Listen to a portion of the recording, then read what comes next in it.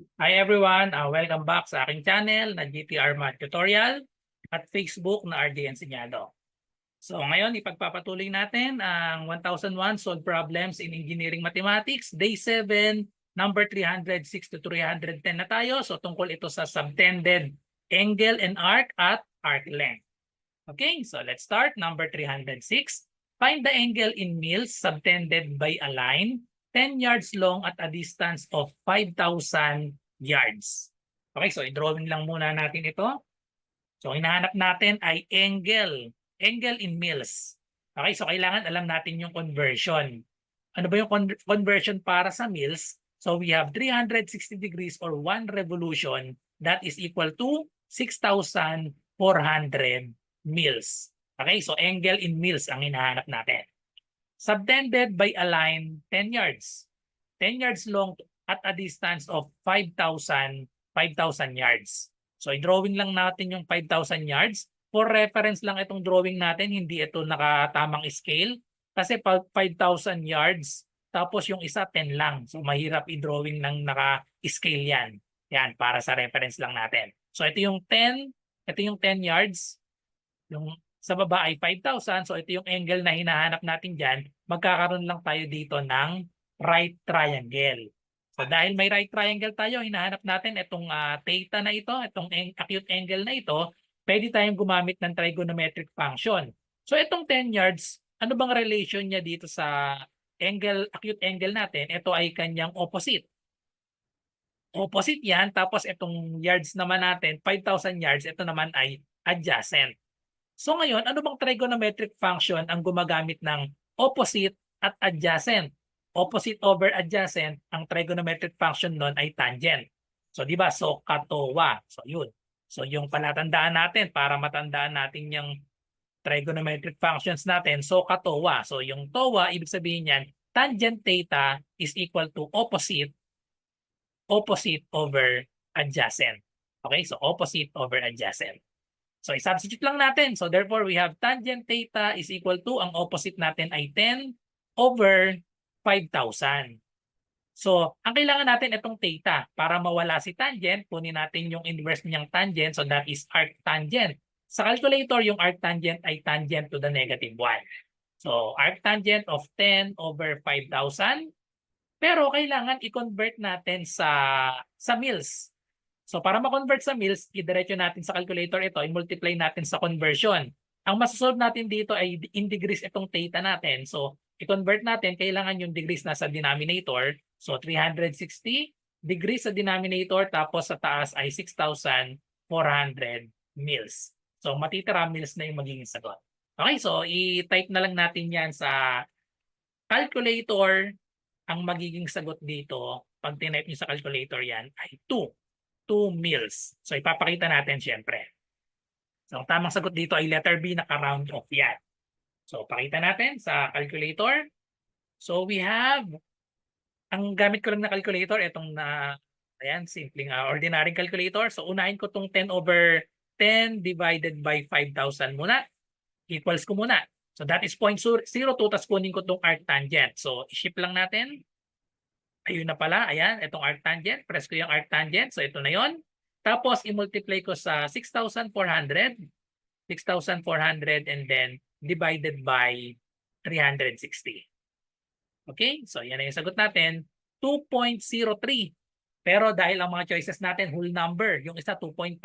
So ang pinakamalapit, pag ni-round up ito ay letter B ang tamang sagot, 2. Okay? So next. Number 307. Assuming that the Earth is a sphere whose radius is 6,400 km, find the distance along a 3-degree arc at the equator of the Earth's surface. So i-drawing muna natin yung figure natin. Pero kung alam natin yung formula dito, pwede nang walang drawing ito. So center, so approximately ito yung center natin. So ang sabi daw, ang radius daw ay 6,400 km. So yan, 6,400 km. Find the distance along a 3-degree arc.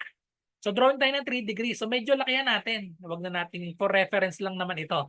Maliit kasi masyado kapag inexakto nating 3 degrees yan. Ayan. So hinahanap natin itong arc length na ito. Ayan. So karaniwan ang symbol na ginagamit sa arc length ay S. Ang formula natin ay S is equal to R theta, where theta is in radians. Okay, so ang theta na dapat natin ay in radians. So therefore, gamitin lang natin ang formula natin. S is equal to R. The value of R is 6,400. Sobra na isang zero, 6,400.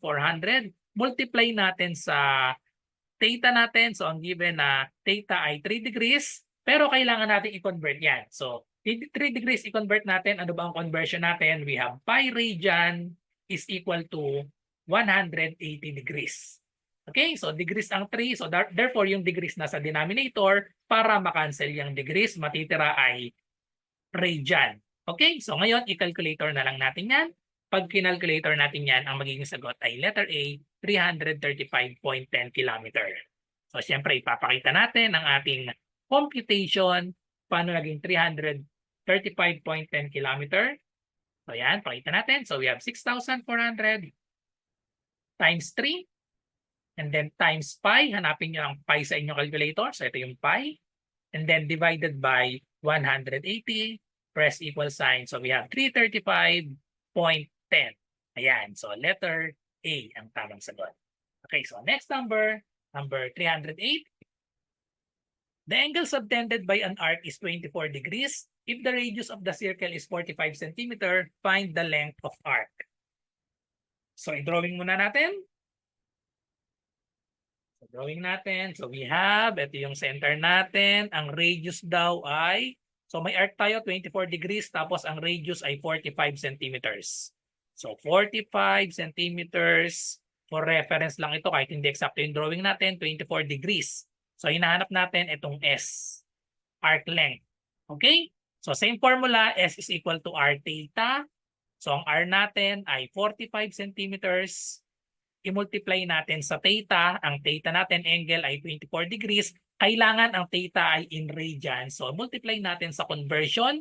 Ang conversion ay pi radian over 180 degrees. So cancel natin itong degrees. Radians ang matitira. Ang magiging sagot dito ay letter C. Pag tinype natin sa calculator, 18.85 centimeters. Okay, so pakita natin ang ating solution. So 45 times 24 times pi divided by 180, ira-round off natin 18.849 pag ni-round off 18.85, letter C. Okay, so next number 309. A rat fell on a bucket of water wheel with a diameter of 600 cm which traveled at an angle of 190 degrees before it dropped from the bucket. Calculate for the linear centimeter that the rat was carried by the bucket before it fell. So, kapares pa rin ang formula na gagamitin natin dito. So, ganun pa rin. S is equal to R theta kasi given na, malinaw naman, given dito yung degrees, ayan, 180 degrees yung angle. Tapos, this time diameter yung given, 600. So, actually, kahit hindi nyo na i-drawing yan, pero para lang malinaw, ayan, sa drawing natin, ang diameter daw natin, kung ang diameter ay 600, so siyempre ang radius natin ay kalahati. Kalahati ng 600 yung radius. So that is equal to 600 centimeters. Tapos ang angle natin 180 degrees. Kapag straight, that is 180. So kung 190, so lampas siya ng ano. So ito yan, more or less. So ito yung 180 degrees natin. So ito yung hinahanap natin na arc length. Yan yung S na hinahanap natin. Okay? So substitute lang sa formula. So we have R natin is kalahati. Sorry, 600 yung nilagay ko dito. Ang radius natin 300 lang. Kalahati nitong 600. Okay, so therefore we have radius is 300 centimeters. Multiply natin sa theta, 190 degrees. Tapos kailangan i-convert kasi kailangan in radian. So i-convert ang 190 degrees. We have pi radian over 180 degrees. Cancel natin yung degrees. So pag kinalculator yan, ang lalabas dyan ay letter D, 995 centimeters. Okay, so here's the computation sa calculator. 300 times 190 times pi divided by 180 equals, round off natin, 994.8. Pag ni-round off, 995, letter D. Okay, so last number for this video, number 310. Given a circle whose diameter AB equals 2 meters, if the 2 points C and D lie on the circle and angles ABC and BAD are 18 degrees and 36 degrees respectively, find the length of the minor arc CD. So dito sa problem na ito, number 310, may correction dito kasi nakalagay sa original na question ay major arc CD. Pero kapag major arc yung kinumpute natin, wala dito sa sagot. Kaya sa mga choices, wala yung tamang sagot kapag major arc. Kaya pinalitan ko yung major na word sa original na problem, pinalitan ko ng minor arc. Okay? So, drawing na natin. May dalawang drawing na posible dito. So, siyempre, by trial and error yung gagawin natin. So, hindi pwede yung isa. Kaya, yung isa na lang ang gagawin natin. Okay, so we have, first given natin AB equals 2 meters. So, yun yung diameter. Drawing natin, ang diameter daw, AB equals 2 meters. So, drawing tayo ng diameter natin. So, diameter AB. So, lagyan natin, ito yung A, tapos ito yung B. So, yung diameter natin, 2 meters. Okay? So, kung 2 meters yan, so kunin na natin yung radius. So, kung 2 meters yan, ang radius natin ay 1 meter. Ayan. So, 1 meter yung radius natin. Dahil diameter yung given. So, if 2 points C and D lie on the circle and angles ABC and BAD are 18 and 36 degrees respectively, find the length of the minor arc CD. So, saan natin ilalagay unahin natin si ABC. Angle ABC daw ay 18 degrees. So, angle ABC, 18 degrees daw, no? So, liitan lang natin. So, 18 degrees ito. So, ibig sabihin, dito papatak si angle C. Okay? So, angle C, so ito yung 18 degrees. 18 degrees ito. Ayan. So, ito yung 18 degrees, itong angle na ito. So, tapos gagamitin natin dito yung inscribed angle theorem. Inscribed angle theorem. Ang sabi sa inscribed angle theorem, ang inscribed angle daw, inscribed angle, so ito yung inscribed angle, itong 18 degrees. Inscribed angle is always 1/2 the measure of either the central angle or the intercepted arc. Ito yung inscribed angle, itong 18 degrees. Ang intercepted arc natin, itong AC. Itong arc na ito, 18 degrees ito, kalahati daw siya nitong arc AC or nung central angle. Kasi magkakaroon tayo dito ng intercepted arc or central angle daw. Ito yung central angle natin. Kapag, yan. So ito yung angle natin na ang endpoint ng angle ay nasa center. Ito yung central angle natin. Itong central angle, ay drawing nga natin ng bukod. Kapag meron tayong inscribed angle, ito yung inscribed angle, ang endpoint niya ay nasa point sa circle, ito yung inscribed angle natin, theta, yung arc length natin dito, yan, ito yung intercepted arc, equal ito sa 2 theta. Tapos itong intercepted arc, equal siya sa central angle natin. Itong central angle natin ay 2 theta din. Okay? So yan yung inscribed angle theorem. Yung inscribed angle ay theta, yung intercepted arc at ang central angle ay parehas na 2 theta. So base dyan, kung ito ay 18 degrees, malinaw itong CA ay 72. 36 degrees times 2.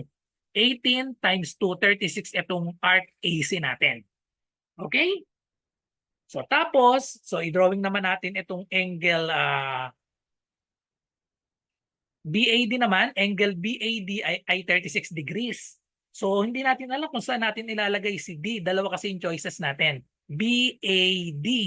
Pwede natin dito ilagay si D. Pwede rin namang dito sa kabila. Kasi, ito yan ha. BAD, 36 degrees. Or BAD, 36 degrees din yan. So, magta-trial and error tayo dyan. Itatry natin parehas kung saan ba dapat tamang ilagay si D. So let's say dito muna dito na natin ilagay si D sa kabila. Tingnan, mag-trial and error muna tayo. So kung nandito si D, ang hinahanap natin minor arc ha. Minor arc si D medyo malaki. So mali itong D dito. malamang nandito si D. Base kasi sa mga choices. So dito natin ilalagay si angle, point D. So tapos 36 degrees daw si BAD. BAD, so ito yung 36 degrees. Kung 36 degrees ito, itong arc length natin dito times 2 netong 36, ito ay magiging 72 degrees. Okay? So ngayon, makukuha na natin si minor arc. Ito yung minor arc na hinahanap natin. So itong CA ay 36, itong BD ay 72. Tapos itong AB natin ay diameter. So dahil diameter, ibig sabihin ang AB ay equal sa 180 degrees dahil diameter yung AB. So ngayon, pwede na nating isolve si CD, si arc CD. Yan yung minor arc natin, CD. Okay? Yung major arc kasi, itong malaking arc to. Kung ito yung minor arc CD, yung major arc natin, itong kabila, sa kabila yung mas malaki. So wala sa choices kapag major arc, kaya pinalitan ko minor arc ang ginawa ko dito. Okay, so masosolve natin si CD. Magiging ang equation natin ay magiging arc AC plus arc CD plus arc BD equal siya sa 180 degrees. Kasi nga ang AB natin ay 180 degrees. So madali nang isolve si arc CD. Substitute lang natin yung mga values. Si AC meron na tayong value 36 degrees gamit yung inscribed angle theorem plus arc CD plus si DB ay 72 degrees equals 180 degrees. So therefore arc CD ay equal sa 180 minus lang natin ito lipat sa kabila. So lipat sa kabila ito. So minus 72 degrees. Itong 36 lipat din sa kabila. Sa kabilang side, ayun, sa kabilang side ng equation natin, minus 36 degrees. So ang mangyayari, arc CD, minor arc CD is equal to 72 degrees. So check nga natin, 180 minus 72 minus 36. So we have 72 degrees. So ngayon, ang hinahanap ay arc length. Length of arc CD. I-substitute ulit natin dito sa S is equal to R theta. Ang R natin, ito yan, 72 degrees. Kung itong CD natin ay 72 degrees, same lang yan dito sa central angle natin. Ito yung 72 degrees din ito. Okay? Kasi ang arc length tsaka yung central angle magkaparehas yun ng sukat. Okay, so therefore ang radius natin given 1 meter kasi diameter daw natin ay 2 meters, so ang radius ay 1 meter. I-multiply natin sa theta natin 72 degrees. Tapos kailangan i-convert sa radian, so we have multiply by pi radian over 180 degrees, maka-cancel yung degrees. So therefore, ang magiging value ng SI, calculator natin. So we have 1 times 72, no? Bali wala na itong 1, diretso na tayo sa 72 times pi divided by 180 and the answer is 1.25. 256. Pag ni-round up natin 1.256 to decimal places, 1.26. So the correct answer is letter A. Okay? So S is equal to 1.26 naka-round up. Letter A ang tamang sagot. Tinry ko na lahat ito kapag yung letter D nilagay dito, wala sa choices yung sagot. Tapos kapag ginawa ko ding major arc, wala sa choices. Kaya malinaw na may typo talaga sa problem na ito. Original kasi ay major yung nakalagay dito. Okay, so that's all. So thank you for watching. I hope may natutunan kayo sa video na ito at kita-kita tayo sa mga susunod pang math reviewer para sa engineering mathematics. Bye-bye and God bless.